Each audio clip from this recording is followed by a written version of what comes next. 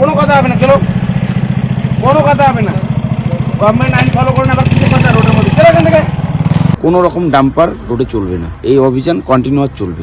আবারও বালি বোঝাই ডাম্পার আটক করলেন রাজগঞ্জের বিডিও এবং ভূমি রাজস্ব দপ্তরের আধিকারিকেরা।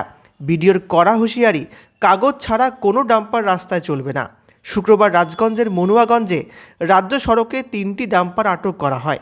প্রশাসন সূত্রে খবর, অবৈধভাবে রাস্তায় চলছিল গাড়িগুলি। রাজস্ব ফাঁকি দিয়ে বালি বোঝাই করা হচ্ছে বলে খবর ছিল। সেই মতো অভিযান চালিয়ে গাড়িগুলিকে আটক করা হয়েছে।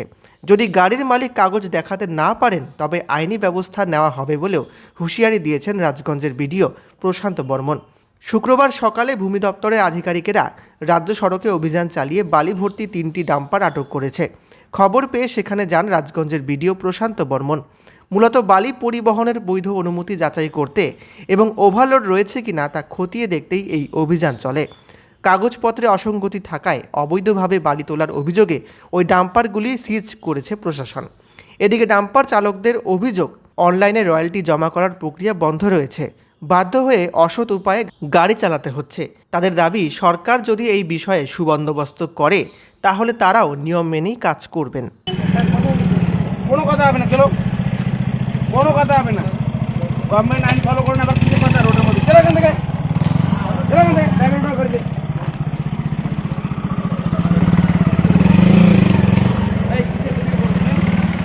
দেখুন, পশ্চিমবঙ্গ সরকারের আইনকে কেউ বুড়ো আঙুল দেখানোর চেষ্টা করলে সেটা কখনো আমরা বরদাস্ত করব না।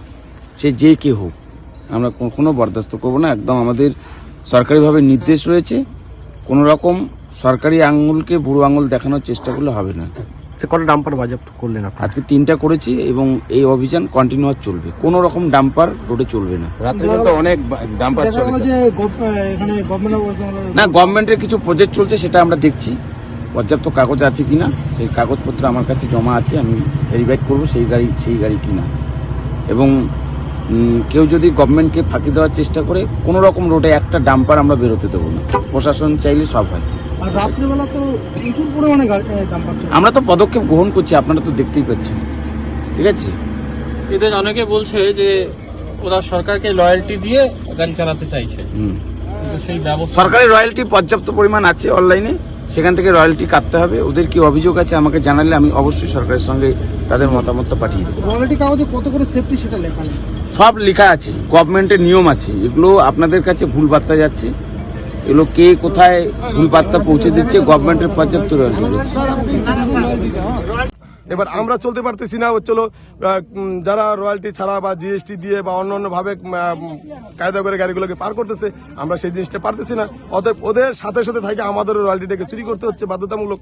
তাহলে আমরা গাড়ি ব্যবসাটা করতে পারবো না। আর এখন যা বয়স হচ্ছে, আমরা কেরালা গিয়ে হচ্ছিল টুকরি টানতে পারবো না। একটা ছেলে একটা মেয়ে, এই নিয়ে মানে একটা ডাম্পারের উপর আমার চলতে হচ্ছে। তারপরে চলো, গত 4 তারিখ থেকে হচ্ছিল রয়্যালটি ঠিক মতন আমাদের দিচ্ছে না। নদীঘাটে রয়্যালটি নেই বলতেছে, রয়্যালটি লক হয়ে গেছে। আমরা রয়্যালটিটা পাবো কোথায়? তাহলে আমরা গাড়িটিকে বন্ধ রাখবো। এখন আমাদের প্রায় 150-200 গাড়ি মালিক সবাই আমরা সেই ডিএম অফিসে গিয়েছিলাম। সেখানে গিয়ে এডিএম ম্যাডামকে বলা হয়েছে, আমরা মৌখিকভাবে জানিয়েছি। এখন যদি হলো প্রশাসনিক লেভেলে যদি বলে যে আমরা কোনো কমপ্লেন পাইনি, তাহলে সেটা বলতে পারে। কিন্তু আমরা সেটা, আমাদের কাছে রিসিভ কপি নাই যে আমরা এই কথাটা বলেছি। আমরা তখনও বলছি, ম্যাডাম রেটটা আমাদেরকে রেটটা দেন। কারণ হচ্ছিল আমরা যে রেটটা দিয়ে রয়্যালটিটা কিনবো, সেটা আমরা যখন বালুটা বিক্রি করবো তাকে আমরা বলতে পারবো যে আমরা 2000 টাকা দিয়ে রয়্যালটিটা কিনেছি, তার কাছ থেকে আমরা 2000 টাকা নিতে পারবো। আজকে আমরা 2000 টাকা 2500 টাকা দিয়ে রয়্যালটিটা নিচ্ছি, সেখানে গিয়ে কিন্তু হলো আমরা তাকে বলতে পারতেছি না যে এই রয়্যালটিটার দাম 2500 টাকা, কারণ আমাদের কাছে সেই লেখাটা নাই। যদি সেই লেখাটা থাকতো, সেই লোকটার কাছ থেকে আমরা 2500 টাকা এক্সট্রা নিতে পারতাম যে আমরা এই টাকা দিয়ে রয়্যালটিটা কাটছি। এই হচ্ছে আমাদের সমস্যা, যে রয়্যালটির মধ্যে রেটটা লেখা থাকুক।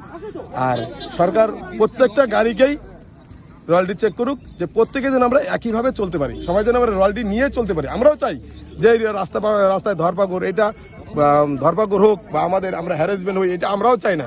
আমাদের কেস, আমরা রয়্যালটি কাটবো, যেরকম আমরা গাঙের জল গাঙে দিব। আমরা ওইখান থেকে 2500 টাকা রয়্যালটি কাটবো, সেই রয়্যালটির দামটা আমরা পার্টির কাছ থেকে নিয়ে নিব। আমাদের কোনো অসুবিধা নেই, আমরা 100% সরকারের সাপোর্টে আছি।